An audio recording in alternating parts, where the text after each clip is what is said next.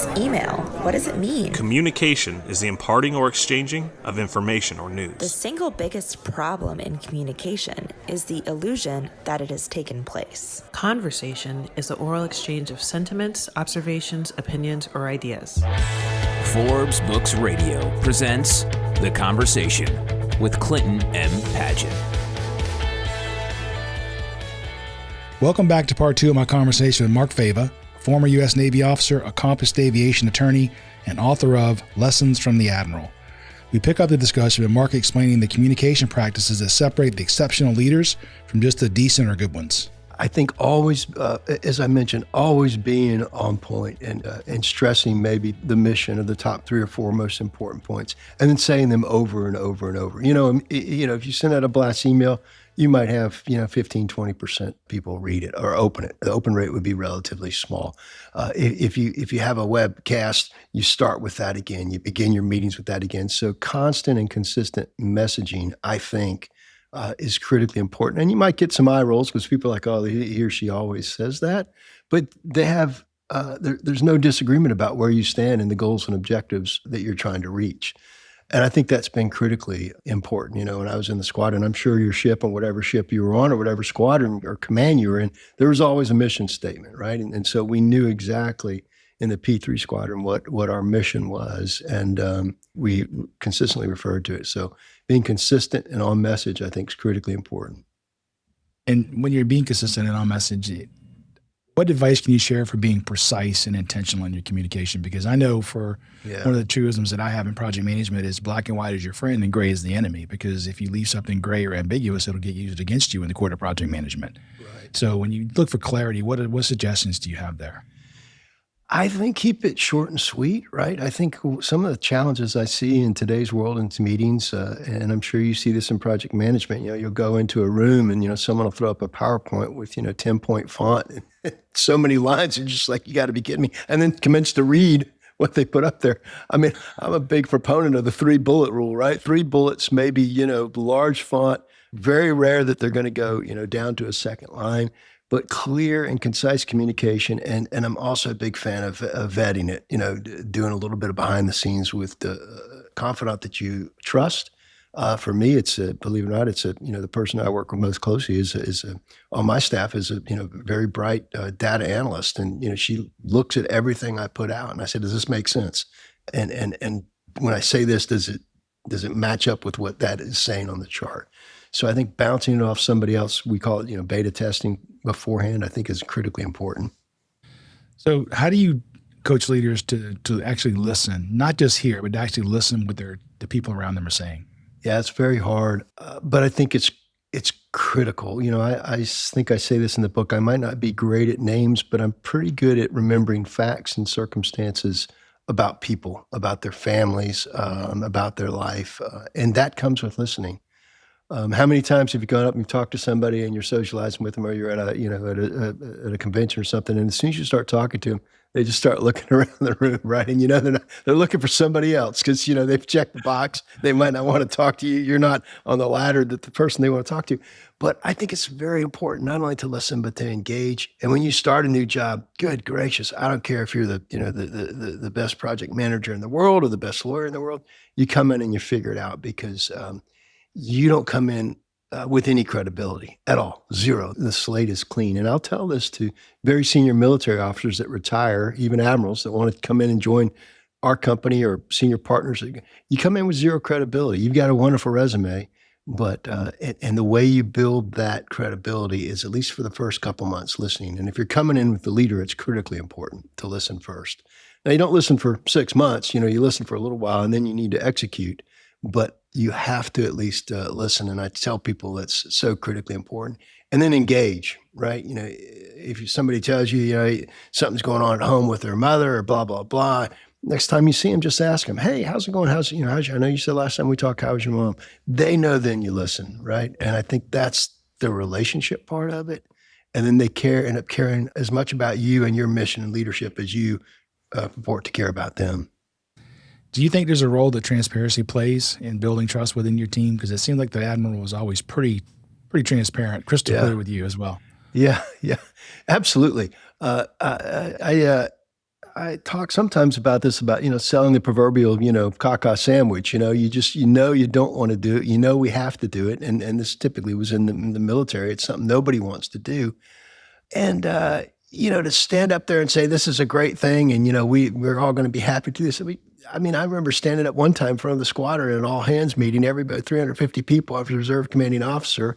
Everybody was complaining about something that we were having to do. And I just stood up and I acknowledged it. I said, listen, this is not comfortable. I don't want to do it, but we've been given orders to do it. And this is how we're going to do it. And, you got about 24 more hours to complain and then it's over. I don't want to hear any more complaining because we're going to execute, and that was after, weeks of complaining.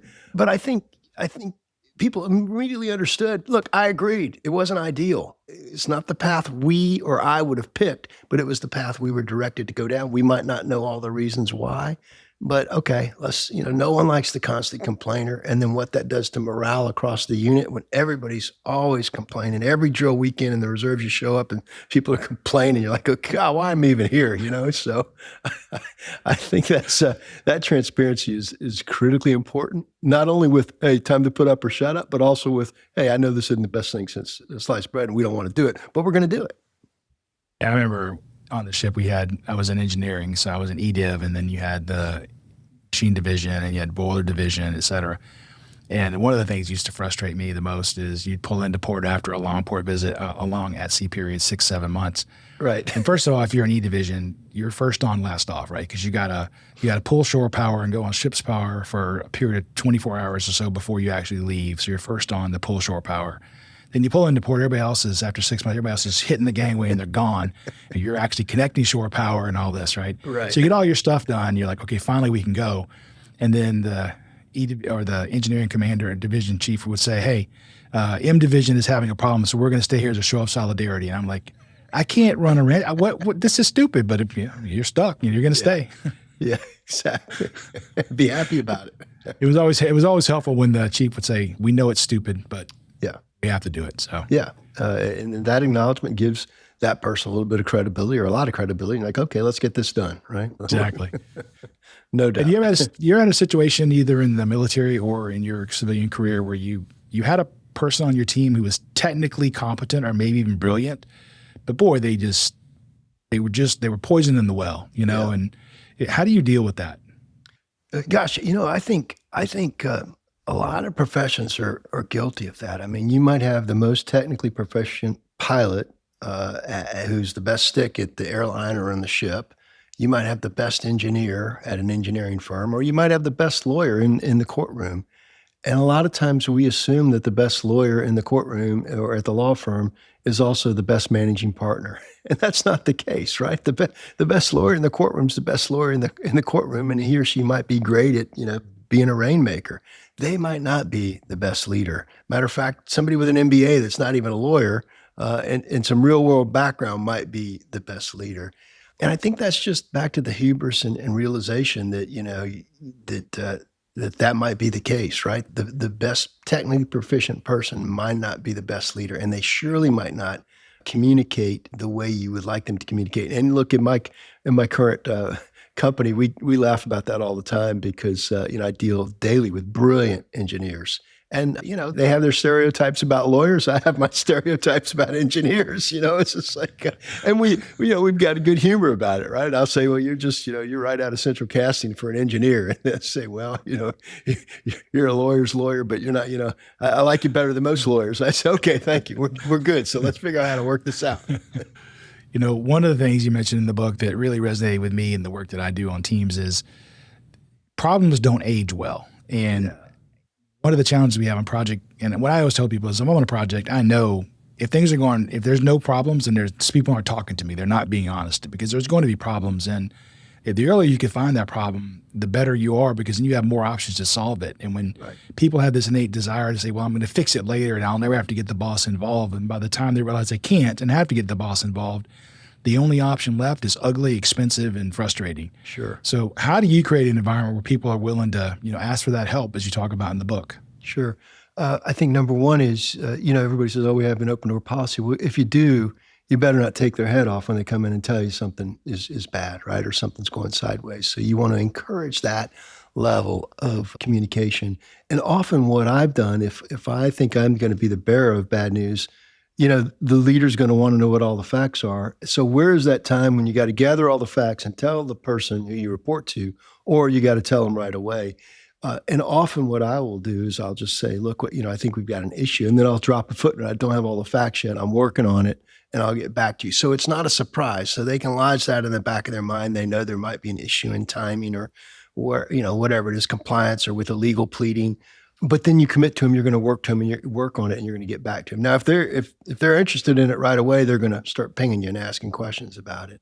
But that's where the judgment comes in, right? And so many times I've told a leader something I thought was horrible news, and little did I know they got like 150 other things they're dealing with. And what I bring to them is, thank you, got it. But it doesn't even reach the top 150. But I feel much better. And then I can always say, remember last week I told you X, here it is Y. This is what's going on now. And I think that's critically important. You're right. The worst thing you can do is hide something. The best thing you could do is go to somebody early and tell them and ask for help if you need it. Yeah, 100%, because they don't age well, and problems get worse over time. And I think as a leader, so it's two people here, right? So the team member has to be willing to step up and say this is wrong or bad, even if they don't want to. But the leader has to set an environment where the truth is acceptable. Yeah. And if you take the truth that I give you and use it as a club to beat me over the head with, then okay, that's probably not going to happen again. Yeah. Yeah. Well, Clint, I'm sure you remember this is about 4 or 5 years ago. The state of South Carolina, they were building a huge nuclear power plants. The number one power company in the state was building 2 huge power plants. And lo and behold, about 6 years into the project, with probably about 50 or 60% of it complete, with a lot of cement poured and millions of dollars spent, they figured out that the project was overrun, was never going to be able to be completed, and was an engineering fiasco. And people went to jail for that. And I scratched my head saying, how many board meetings, how many committee meetings, how many operational meetings do people put up the chart with the bird on a wire and say, we're doing good, we're on time? I mean, who in that group, very brilliant leaders and smart engineers, should have said, this is not going to work. We are, and at what point should they have said that? And I got to tell you, it should have been said a lot earlier than it was ultimately found out, because again, people went to jail. CEOs went to jail, right? So that's just a great example of nothing like that aging well over time. No, it doesn't get any better. So as I joked earlier, you were quite free to share some of the mistakes you made in the book, and I was wondering, what lessons did you learn from how you handle those early mistakes and setbacks? I think we talked about a little bit about it. Don't let it happen again, and then the ability to press the reset button and keep going. Man, because when you make a mistake and you're like, oh, this is horrible, you can be Debbie Downer or, have the pity party all day long and you have a bad attitude, and then stuff might just start cascading. You got to keep going. You got to pick it up. It might take a good night's sleep, as you mentioned earlier, just a good reset. I tell my kids that all the time. You have a bad day at college or grad school. Look, just put it down, go to sleep. It'll be better. It'll be better tomorrow. So, and then just remember those, and then pass along those lessons to other people. And that's really what I tried to do in the book. And to be able, at some point, hopefully shortly thereafter, when there's been a recovery, to laugh at it. Just say, gosh, I can't believe that happened. That was not a good thing. You're not laughing at the time, but the ability to laugh later brings some positivity to life. Yes, it's funny. When I was reading that in the book, this memory came back. And so in project management, we always preach earliest possible start, right? You should you should plan things for early, and then it gives you flexibility to move them to later, but don't plan for last allowable start, right? Plan for early as possible. So this is my first job at the company, and we're working on the Atlanta Olympics for Coca-Cola, and this would have been 1994-ish, 95. And so in the corporate boardroom, or this what we call the war room, it was all this beautiful cherry wood, and you had to be really careful. And this was before they had the nice flip charts with 3M tape on the back. So we had to put butcher paper out, the old brown butcher paper up. And then we would use 3M spray and then put white paper on top of that to draw our models, our network diagrams. So my boss on Mondays, he's a retired sergeant major in the Marine Corps, and he says, Clint, I want you, where our meeting is Thursday, make sure you get the war room set up before the meeting. I'm like, okay, no problem. And I have other things on my plate, so I start doing those. So Wednesday, the day before, should be plenty of time. I go to get into the war room and set it up, and it's locked. And so I look around for somebody with the key, and there's an offsite meeting that day, and there's nobody with the key. And this is pre-cell phone days. You're not just picking up the phone. So I couldn't get into I stayed till like 8 o'clock that night, hoping and praying somebody would come back, and they didn't. Next morning, Thursday morning, I'm there at, as you say, dark 30, right? I'm there first thing, and I'm just waiting. And the first person that walks in is my boss. He says, "Is the room set up?" And I said, "No, and here's what happened." He says, "Okay." He says, "I have a key." Like, okay, it's great. So we get in the room, he helps me set it up, and I think, okay, crisis averted. Because he didn't say anything else. And then about 3 days later, we shared an office, and he turned his chair around and says, "Clint, remember the last week when you didn't have that room set up?" I said, "Yeah." He said, "We preach earliest possible start. You need to live it." And that was one of those bell moments of like, okay, boom, I will always do. If I can do it today, I will do it today. Even if I got 5 other things on my plate, right, I'm going to try to get it done. Yeah, it's amazing exactly, anytime we went somewhere with the Admiral, I would go there first, and I'd go there early, and I'd see and I'd know which way, which hallway was open, where this was, where that was, how to get to X, Y, and Z. And that was critical. And I think so many people today just show up, and it's clear they haven't done anything, no due diligence, right? They don't have a clue. When I go in a conference room, I know who the people are. I know where the leader's going to sit. I know who's who. And I've run through my presentation, and I don't just pull it up. I click through every single thing. I know whether or not the room is configured for audio. I typically don't use videos because you never know how those are going to play on the road. And then, the PowerPoint that you designed to look like this on their screen might look like that. So it's all that stuff that, once it hits you and you're standing up in front of the crowd, or, everybody's showing up at the war room and it's not ready, it's just way too late. Yeah. I do the things that you talk about in the book as well. And I think it's probably from the era we grew up in, which was the pre-GPS days. Even though I have Waze on the phone, I still, if I get to a location early enough the night before, I will drive to the place I'm going to be just to see what the route's like and see if there's anything I need to be aware of. And as opposed to just waking up in the next morning and hitting route and finding out that it's going to take 12 minutes to go 1 mile or something, Yeah, I think that's so important. It does 2 things. One, it educates you on how to get there. And 2, you go to sleep with a peace of mind. You're able to put that away and say, okay, I've got this, been there, done that. Any presentation at a major conference, I get there the night before, and the ballroom might not even be set up, but I just walk in the ballroom and get a sense of it. And just knowing where it is, knowing the presentation, maybe the stage will be set up if I'm speaking, is critically important. You get that level of comfort where the next day you're like, okay, I know I can get there in 5 minutes, and it's so much more confident about when you show up. Absolutely. And it makes you calmer and better able to deliver whatever you're trying to do. Right. So what advice, we kind of talked a little bit about this earlier, but what advice would you give early career professionals about leading before they actually have authority? Sure. Obviously in the military, that's hard to do because you can't outranked everywhere around you. But in the corporate world, maybe this person outranks you, but how do you have authority with that person? Gosh, I think it's really in your actions and doing what you say you're going to do. Be dependable. Be the person that, or when somebody is looking for somebody to do the job, you just happen to be there and you execute. And then you do what you say you're going to do, right? One of the most disappointing things you can have is ask somebody to do something. Hey, can you get it to me by Friday? And they say, sure. And then Friday at 8 o'clock, you don't have it. 9 o'clock, 10, you're looking at your watch. And then finally at 2 o'clock, they send you an email saying, hey, I'm not going to be able to finish this till Monday. Can I get some extra time? You talk about circuit breakers popping. It's just like, or you don't hear from them at all when it comes on Friday. I have a great example. I was working with an attorney at work, and she was getting ready to go out on 2 weeks of paid time off a couple weeks ago, and we were working on some documents and some edits. And she said to me, Mark, I'm going out of town on long-term family vacation to, I think it was Hawaii or somewhere, Big Island. And she said, but I will get these to you the Friday before I leave. And, it's the first time I've been working with her. She's an outstanding attorney. Well, no kidding, Clint. Friday morning, and she's on the West Coast, so there's a 3-hour time difference, but Friday morning at 9 o'clock, I'm thinking, oh boy, I bet you she's left and she's not going to get them. And bing, the email hits.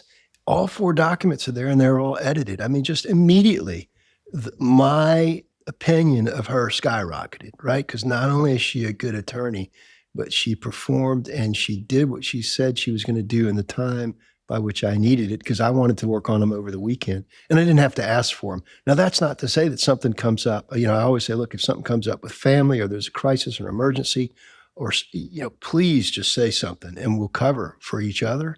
But the last thing you want is somebody that commits to doing something, or I commit to doing something, and at the last minute I say, hey, I need, another 3 days to do this. No one likes that. Especially, I know in project management in your business, there are deadlines for a reason. Exactly. Yeah, I noticed one of your posts recently. You're speaking, I think, at Embry-Riddle, and I speak as well at colleges. And one of the things that I'm sure you never dealt with because you were such a strong performer, but that I get asked a lot is, how do you deal with the imposter bias? These kids are super smart, yet they go to their intern or they get their first job and they kind of don't feel like they belong. How do you have any suggestions for them how to avoid that?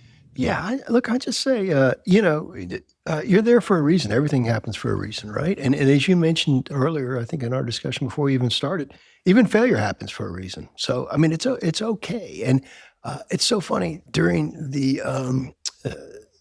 some of the startup booms in the economy over the past, 20 or 30 years, you and I have both seen this. I played it very conservatively, right? I was Navy, law school, judge, worked for a judge, law firm, got scared to death to leave Charleston to go work for Delta Airlines and did it, but it was the best decision I ever made. Came back to the law firm and then got scared to death to go work for my current employer. Best decision I ever made. But there have been people that, have done, incredible things, taken high risk things and done them. And guess what? Even when they failed, they're standing on their feet, right? It's okay. There's recovery. You're still a good person who has good work ethic, who knows how to accomplish the mission, is going to be just fine. So I just encourage people that, go do it, do the best you can. Failure's not the end of anything. Matter of fact, it could lead you, as you and I discussed, as to where you should be.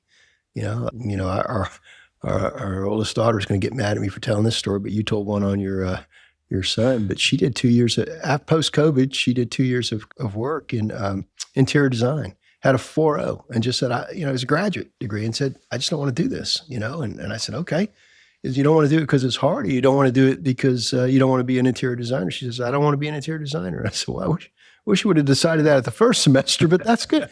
But Clint, she's back at the Medical University of South Carolina now after doing a doctorate in physical therapy and just loving it. So I was like, okay, find your niche and go pursue it. And if your work is not associated with the passion of something which you like, you're in the wrong business. Yeah, then you just have a JOB. Yeah, that's how you know it. That's what I would call the real imposter, when so many people in the law firm would say, we're just miserable for years and years and years. And they'd say, oh, you're so lucky. I said, no, I'm not lucky. I just did something about it. I got to the point where I didn't think I was going to enjoy doing this for the rest of my life. And I decided it was time for a change. Yeah, I got lucky in that respect because on the ship, we had a library because, again, this is pre-internet days. And I went, and there was actually a book that talked about careers and how much they paid. So I said, what's the highest paying gig I can get? Well, I was an airline pilot, so I can't do that. So what's next? And, luckily engineer was pretty high on the list. And that's something I'd actually wanted to be since I was about 8 or 9 years old, was an electrical engineer. So it just, luckily for me, it all played out. But as we wrap up here, what do you hope readers take away most from your book? Maybe a couple things. One, I hope they take away what I call this concept of legendary leadership, right? Legacy leadership. So, if you read the book, you're either like me or you're at a more senior leadership place in your life where hopefully you're mentoring and giving back to people, or you could be like our children or a mid-level manager.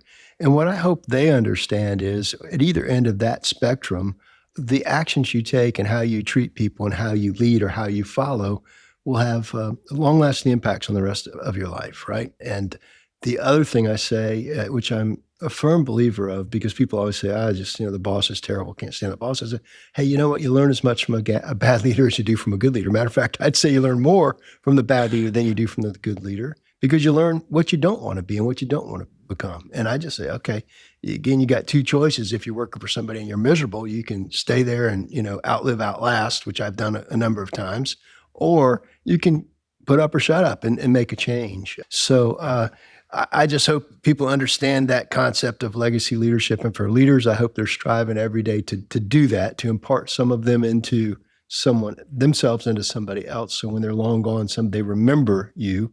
Or if you're trying to climb the ladder of leadership, hopefully there's some tips in those 18 chapters of stories that they'll say. And I've already had people say this. I've had people email me and say, hey, the other day I did X, Y, and Z because you said in chapter whatever to do this. And that's so humbling. It's like, I don't even know this person. And that's just a nice takeaway from writing a book. Oh, that's great. That's what you live for, right? Yeah. So I'll wrap up with the final 3 questions I ask everybody, and these are quick answers. But are there any leadership principles that speak to you personally and guide your day-to-day behaviors? Always do the right thing. Yeah, integrity and loyalty. And I say this in the book. Just takes a long time to build a reputation, as we all say. It takes 1 or 2 seconds and one dumb decision to blow it. Yeah, that's on the news every day. Yes, sir. So, especially if you live in Atlanta and you're a Falcons fan. Yes. So, or in the military, right? How many commanding officers and command master chiefs do we see automatically relieved for failure in their confidence of their leadership? And you talk about that because from the outside, not knowing that world of being an officer, it always seemed a bit unfair to me. But if your boat runs aground and you're the captain, you're asleep, you had nothing to do with it, but you're the one that probably got relieved to command. Right.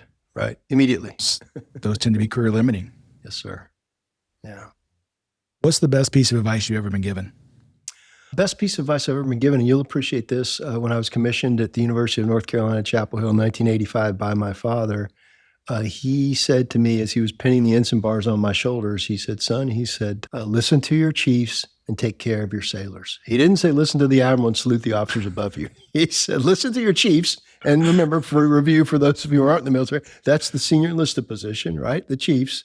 And then take care of the junior person. And gosh, you do that, even in the corporate world, everything else happens. I mean, it just, people like you and they'll work hard for you. They'll go to the end of the universe for you. That was the best advice I'd ever gotten. And the final one is, what is the best book or article you read recently, and what was the key takeaway? Oh, boy. I just finished The Gales of November, which talks about the Edmund Fitzgerald. It's a fascinating book. So if you remember the song, the Gordon Lightfoot song, and the takeaway there was, I guess, an analysis of risk and how hard do you push, which is, the same thing I think we talk about not only in my current job, but also in any major manufacturing corporation. And then what signals do you get that, somebody might be pushing too hard? And this was one where they were pushing and pushing and pushing and trying to get the most taconite across the lake. And they knew the bad weather was coming, but they're trying to beat the record they had. And just like somebody there should have said, you know what, we need to stop. But it was a absolutely fascinating book full of U.S. history and a lot of great personal stories. Well, according to the song, 3 hours is what they needed. If they'd have set out 3 hours earlier, they'd have made it. I don't know if it's amazing. Yeah, well, the great part about the book, the last 2 chapters talks about the personal relationship Gordon Lightfoot ended up having with the families, and just a fascinating book. And one of the things they say, this is an author. They say if you want to be a good author, you got to be a reader. You've got to read other examples of good literature. I prefer nonfiction to fiction, but it was just a really fine book, and I love the American history part of it and the takeaway in terms of at what point, they were lowering the waterline of the boat so they could carry more taconite, so they could do this, so they could do that. So there was a race to who could do more every season, and and then the weather was horrible, and they're like, what, maybe we shouldn't have gone out that day. Yeah, for sure. Yeah. Mark, this has really been great. I really appreciate your time today. It's always good to catch up with a shipmate.